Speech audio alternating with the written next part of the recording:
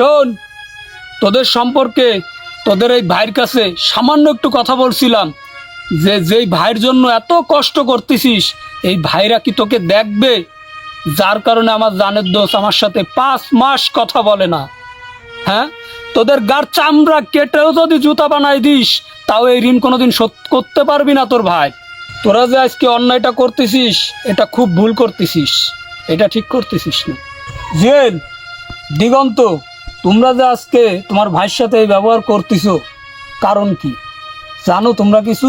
আজকে এই ভাই তোমাদের জন্য কত কষ্ট করছে, আমি তো দেখছি, তোমার বাপও দেখে নাই। হ্যাঁ, যেই পরীক্ষা দাও তোমরা, যেই জায়গায় চাকরি করো, সেই জায়গায় কয় টাকা দিয়ে তোমরা চাকরি নিচ্ছ? টাকা কোথা থেকে আসছে জানো? খবর নিছো কোনো দিন? এ ভাই, যার কথা আমার ছাড়া, মানে আমি ছাড়া আর কেউ জানে না, এর তো যক্ষা, এ তো বেশি দিন বাঁচবে না।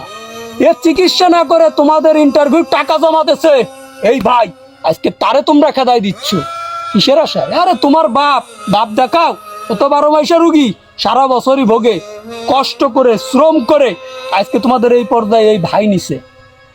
কার প্রতি তোমরা চোখ দেখাও? কাকে খেদাই দিচ্ছ?